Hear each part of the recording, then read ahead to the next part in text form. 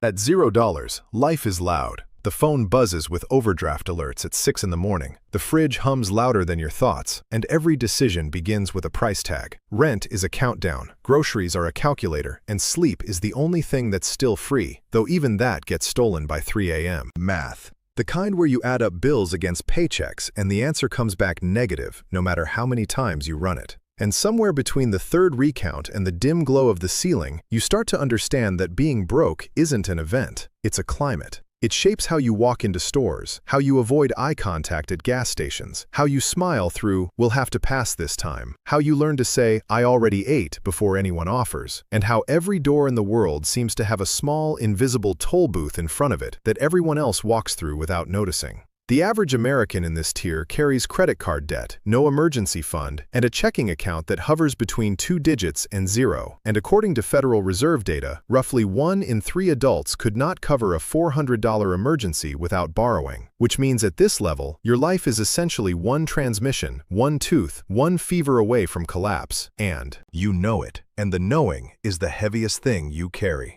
At $1,000, the math shifts slightly. You can absorb a flat tire without crying. You can buy a winter coat without praying. You can keep the lights on through a slow week. But a hospital visit would still erase you. A layoff would still bury you. And the gap between managing and drowning is exactly one bad month wide. You earn somewhere around $35,000 to $40,000 a year. You live paycheck to paycheck. You save nothing because saving requires margin, and margin is a luxury you haven't yet been introduced to. Your wealth, if you can call it that, is functional, defensive, surviving, and the dream at this level isn't yachts or mansions, it's simply not waking up afraid. At $10,000, something quiet changes. You stop flinching at the card reader. You buy the name brand instead of the off-label. You tip 20% without checking the total. You order the appetizer because you can. This is the first tier where money stops being an emergency and starts being a tool. Though the tool is small, the world is still expensive, and the apartment is still rented. You may have started a Roth IRA. You may have a credit score above 700. You may even have a small index fund that you check obsessively even though it moves like a glacier. But the dignity of this tier is real, because for the first time, you are not running, you are walking, and walking is the beginning of choosing. At $50,000, the floor finally feels solid. You have an emergency fund that could cover 3 months. You have a car that starts every morning. You have a savings account that earns interest you can actually see. You start reading about ETFs, dollar cost averaging, employer matches, and you realize that the people who built wealth didn't do it through windfalls. They did it through silence, through decades of small, boring, automated transfers that no one ever congratulated them for. Your friends start splitting into 2 camps, those still drowning and those who have learned to swim. And you discover that the hardest part of climbing isn't the climb itself. It's looking down at the people you love who haven't found the rope yet. At $100,000, you discover the strange middle. Too rich to qualify for help, too poor to feel safe. You own a used car outright, maybe a small condo with a mortgage that eats a third of your income. And you've learned the words asset allocation, expense ratio, and tax loss harvesting. Your problems are no longer about survival, but about optimization. And optimization, it turns out, is its own kind of stress, because every dollar now has 3 possible homes, and the wrong choice costs you decades. The median net worth in the United States hovers near this number for households in their 40s, and crossing it doesn't feel like wealth, it feels like finally being allowed into the conversation. At $250,000, the math begins to bend in your favor. Compound interest starts contributing more annually than you do. You've maxed your 401k for several years running. Your home has appreciated, and the 7% average return of the S&P 500 starts whispering numbers that used to belong to other people. This is the tier where you stop asking, "Can I afford this?" and start asking, "Is this worth it?" And the difference between those 2 questions is the entire psychology of money.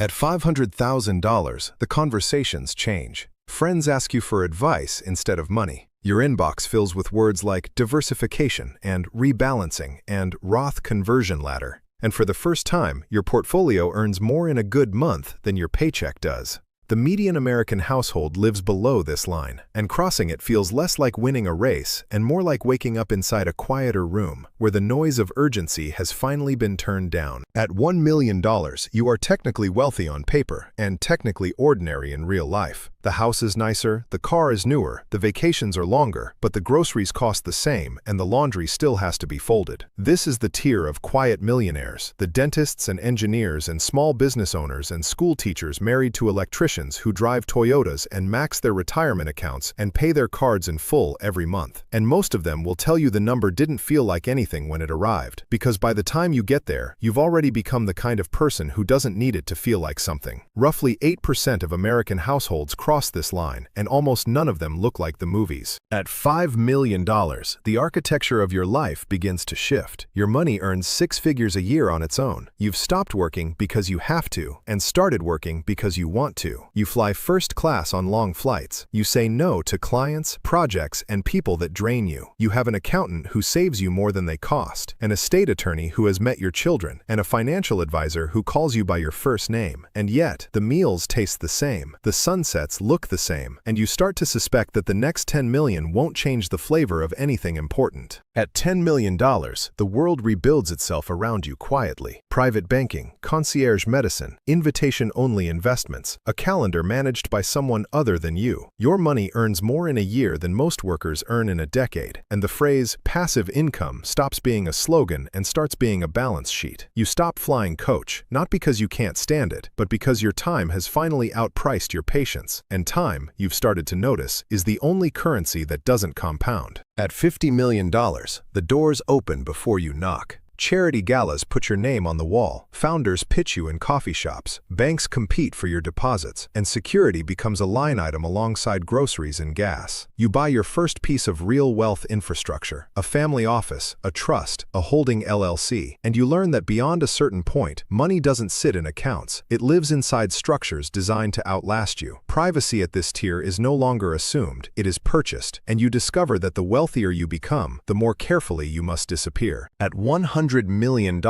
you no longer own things. You own systems, trusts, foundations, holding companies, dynasty plans, a chessboard of entities designed to protect what you've built from taxes, lawsuits, and time itself. Your name appears on hospital wings and university buildings. Your calendar is filtered by 3 people before it reaches you, and your biggest expense is no longer lifestyle but legacy. You begin to think in generations, not years, and you realize the question has changed from "what do I want" to "what will remain." At $500 million, the problem inverts. You are no longer trying to make money, you are trying to deploy it. Capital this large cannot sit still without losing value to inflation, so it moves into venture funds, commercial real estate, private equity, art collections that double as tax shelters, infrastructure projects in countries you've never visited, entire companies you'll never set foot inside. You become a market participant rather than a market consumer, and somewhere in the quiet motion of all that capital, you understand that you are no longer a person making decisions, you are an institution making allocations.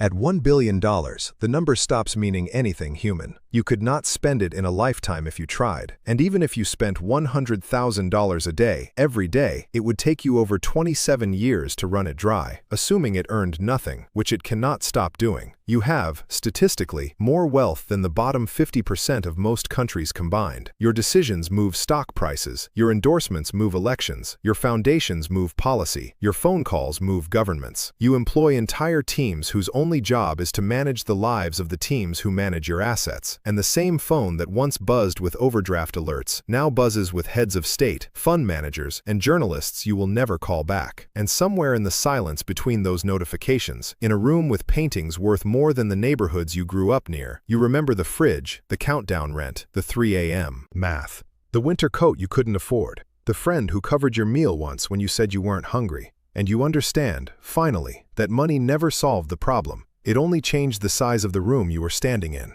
and that the loudest thing in every room you've ever lived in was never the fridge, never the phone, never the overdraft alert. It was the part of you still waiting to feel safe. And no amount of zeros, no structure, no foundation, no fortune ever fully turns that sound off. It only teaches you how to live alongside it, how to carry it more gently, and how to recognize, in the eyes of the person serving your coffee, the same quiet countdown you used to hear at 6 in the morning, in a smaller room, in a louder life, when $0 was the only number you knew.